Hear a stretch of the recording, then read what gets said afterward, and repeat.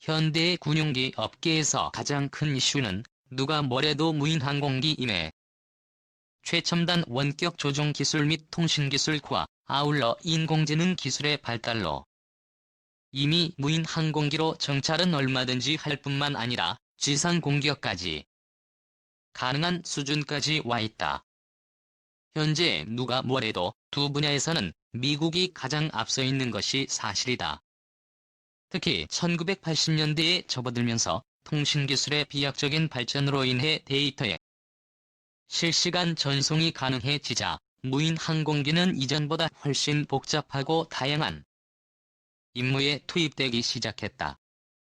대공 무기 감시에서부터 레이더 기지 탐지 적초력 부대 집결지 확인 등 위험한 임무들이 차례로 무인기의 몫으로 돌려졌다. 1991년 걸프전을 겪고 난 후 급기야 미군은 진짜 제대로 된 무인 정찰기를 만들기로 했고 불과 1년 만에 무인 정찰기인 프레데터가 등장하기에 이른다. 이놈의 가장 큰 특징은 자기 혼자 이륙해 30시간 가까이 비행할 수 있고 행동 반경이 900km에 이른다는 것이다. 무엇보다도 프레데터는 무인 공격기로서의 가능성을 확실히 보여줬다는 한 명의 조종사와 한 명의 정찰 요원이 같이 조종하는 프레데터는 2001년 헬파이어 미사일을 달고 날아올라 아프가니스탄에서 차량으로 이동하고 있던 알카에다 간부를 저승길로 인도했는데 당시 프레데터를 조작하다 던 시어 요원은 쿠웨이트의 안전한 미군 기지 내에서 커피를 마셔가며 노트북을 이용해 공격을 성공시켰다. 정찰형 프레데터 현재 미군 중고도 전술 정찰 장비의 핵심이다. 일이 이렇게 되자 미군은 아예 프레데터의 공격형 버전을 내놓게 된다. 바로 MQ-9 리퍼란 녀석이다. 리프의 성능을 대충 살펴보면 외부에 최대 약 1.5톤의 무장을 탑재할 수 있는데 8발의 헬파이어 미사일 2발에 JDAM 폭탄 2발에 사이드 와인더 미사일 등이 그것들이다. 같은 무장을 만지하고도 1회 출격으로 20시간 이상 비행하며 16개의 목표물에 대해 정밀 폭격을 가할 수 있다. 기체 대당 가격도 $700만 정도로 F-16의 1월 5일 정도 가격이 무엇보다도 만성적인 인력난에 시달리고 있는 미군으로서는 리퍼의 존재가 복음과 같았으리라. 하지만 여전히 리퍼에게도 약점이 존재하는데 우선 제트 엔진을 사용하지 않기 때문에 속도가 상당히 느리다. 그리고 제 아무리 채영시간이 길다 하더라도 공중급의 아직까지는 불가능하며 지상에서 조종하는 관계로 공대공 전투는 무척 제한적이다. 다시 말해 리퍼가 날아다니기 위해서는 제공권 장악이 필수적이라는. 아무튼 이런 단점에도 불구하고 무인항공기의 위력은 우리 공군에 있어 향후 전력 증강 방향에 시사하는 바가 크다. 리퍼는 이미 이라크와 아프가니스탄에 투입되어 그 진가를 유감없이 발휘해 헬파이어 미사일과 레이저 유도 폭탄을 장착한 리퍼. 미군은 대지 공격의 핵심 병기로 리퍼를 활용할 계획이다. 다음으로 한동안 이슈가 되었던 글로벌 호크에 대한 얘기를 해보자. 웬만한 인공위성보다 성능이 낮다고 하는 글로벌 호크는 그동안 미군이 사용하던 유일 정찰기를 대체할 목적으로 개발되었다. 곧 58km의 초공에서 최첨단 탐지 장비를 이용하여 반경 200km의 이동 목표물도 탐지할 수 있으며 야간에도 전자광학 열 영상 장비를 이용해 28km까지 탐지할 수 있다. 따라서 적규모 분석 및 폭격 후 사후 평가에 이르기까지 다양한 정보를 실시간으로 제공받을 수 있다. 최대 36시간의 비행 시간과 22,780km의 항속거리는 능력은 항공기의 추종을 불허하는데 과거 한국 공군은 독자적인 정찰 시스템에 부재와 전시작전권 환수에 대응하여 두 차례에 걸쳐 미국의 글로벌 호크의 판매를 요청했으나 미국은 MTCRM-CTR 한미 간 미사일 기술 무인 항공기는 이상하게도 미사일로 분류되어 있다에 저촉되는 다는 이유로 거절한 바 있다. 하지만 최근에 미국은 한국에 대한 기존의 태도를 바꿔 글로벌 호크 블록 34기를 판매하기로 최종 결정하였다. 대당 가격이 5천만 달러의 내외로 부담스럽기는 하지만 제대로 된 정지 궤도 위성 하나 없는 우리나라의 입장에서는 애가 타는 장비임에 틀림없다. 그런데 정찰기는 이렇게 큰 것만 있는데 아니다. 미 해병대가 운용 중인 레이븐 정찰기는 손으로 모형 비행기 날리듯 알면 되는데 언덕 너머에 매복하고 있는 적을 탐지하는데 아주 요긴하다고 이미 이라크와 아프가니스탄 등에서 대활약한 바 있다.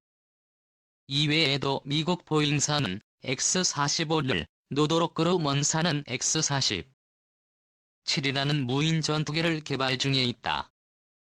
이도 무인 전투기는 앞서 언급한 MQ-9과는 차원이 다른 개념에 즉 본격적인 공대공 공대지 전투가 가능한 스텔스 설계가 가미된 무인 전투기. 두 기체 모두 시험 비행에 성공했으며 X-45는 GPS 유도 폭탄 투하 실험까지 성공리에 마친 바 있다.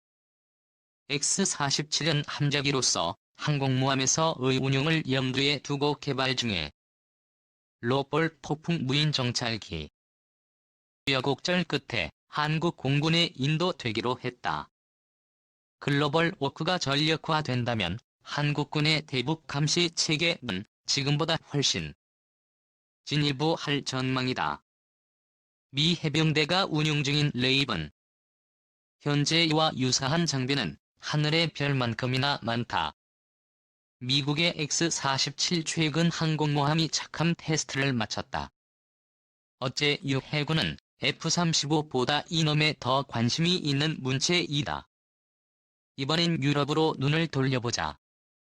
미국만큼은 아니지만 나름대로 유럽 또한 만만치 않은 개수를 보유하고 독일은 스페인과 공동으로 바라쿠다라고 불리는 무인기를 개발하고 있다. 요즘 들어 스위스도 참여하고 싶은 눈치던데. 유로위즈사가 개발을 주도하고 있다. 외부적 특징으로는 레이더 스텔스 설계를 적용하였으며 독일 같은 경우 토니도 전투기의 수색형의 대체기로 개발 중에 있다. 바라쿠다는 현재 일종의 개념 시즌기의 성격이 강한데 그래도 300kg의 장비와 무장을 탑재할 수 있다. 요즘 들리는 말에 의하면 비행 실험 중 추락하여 계획 자체가 취소될지도 모른다는 흉흉한 소문이 돌고 있다. 그래서일까 독일은 훨씬 현실적인 대안을 찾게 되는데 테이펀 소모성 공격 무인기가 바로 그것이다.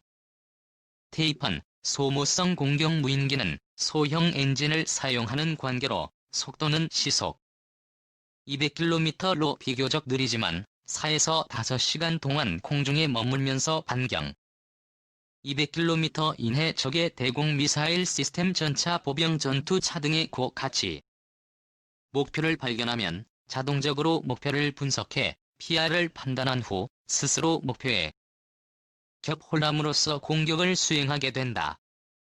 현대판 무인 가미가제인 셈이다. 유사한 개념의 소모성 공격 무인기를 이스라엘은 이미 부여하고 있다. 엘레이터 옮겨 긴피와 이를 개량해 범용성을 확대한 하로피가 끝. 특히 하로피의 경우 한국군과 의중기 소요에 따라 직접 구입했다. 국내에는 2010년경에 수입되어 있는데 현재 이스라엘 제2서처 무인기 도 운용하고 있어 무인기 분야에서 한국과 이스라엘의 각별한 관계를 짐작해 개념 시즌기의 성격이 강한 바라쿠다.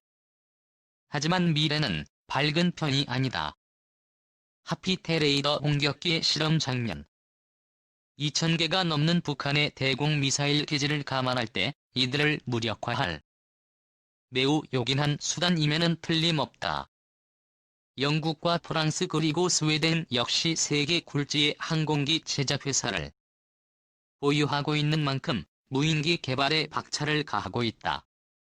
영국의 바이 시스템즈는 스텔스성을 중시해 후퇴의 이익을 가진 블렌디드 윙 형태의 레이븐 실험기로 실험을 실행 중에 있다. 실험기이기 때문에 아직 무장 탑재 능력은 없지만 이미 2003년에 첫 비행에 성공하였고 이륙에서부터 착륙에 이르기까지 인공지능에 의해 자동으로 비행을 하였으며 이를 토대로 커러 X라는 장거리 무인 정찰기 도 개발 중에 있다. 프랑스의 데솔트사는 그야말로 야심찬 무인공 격기 누란 프로젝트를 추진 중에 있다. 누란 무인 전투기는 데솔트사를 중심으로 스웨덴 사부, 이탈리아의 얼린이어, 스페인의 이즈카서 스위스 루어지, 그리스 헤이사가 공동으로 참여하는 유럽 공동개발 무인 전투기이다. 2003년부터 본격 개발에 들어가 2005년 파리 에어쇼에서는 목업 되기도 했다. 그러나 워낙 여러 메이커가 참가한 탓에 요구사항 변경 작업 분담 교섭 등의 문제가 불거졌고 지지부진한 진행 속에서 현재 일부 개발 파트너가 탈퇴하려는 움직임까지 보이고 있다. 역시 사공이 많으면 배가 산으로 가는 법. 데솔트사는 과거 유로파이터 개발에 참가했다가 탈퇴해 단독으로 라파를 개발한 바 있는데 어째 이번에도 돌아가는 모습이 심상치 않다.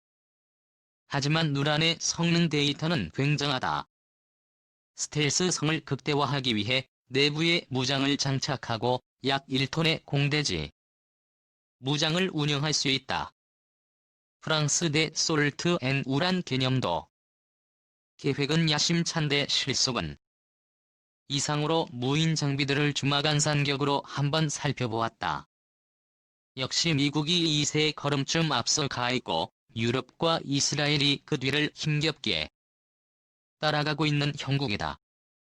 사실 단순한 저가형 무인 정찰기의 기술적 수준이란 것이 그리 대단한 것은 아니라서 북한만 하더라도 일정 코스를 돌며 사진을 촬영하는 수준의 무인 정찰기는 얼마든지 제작할 수 있다. 문제는 더욱 광범위한 무인기의 범용선과 실시간 데이터 처리 능력 적대, 공망이 걸리지 않는 기술 등인데 이런 첨단 기술 분야에서는 자본의 투자가 성패를 가름할 오로 아직 선진국의 상대는 아니다. 다만 아직 무인 장비의 한계가 엿보이는데 아직까지 대부분의 장비들이 사람이 조종하는 원격 조종 형태로 운영된다는 것이다. 즉 스스로 판단하여 임무를 수행하는 인공지능 능력이 아직은 부족하다는. 업계에서는 미국 같은 경우 대충 2020년경이면 충분한 수준의 인공지능 기술을 갖추게 될 것이라고 내다보고 있다. 이렇게 된다면 미국은 크나큰 고민을 털어버릴 수 있고 그 파급 효과는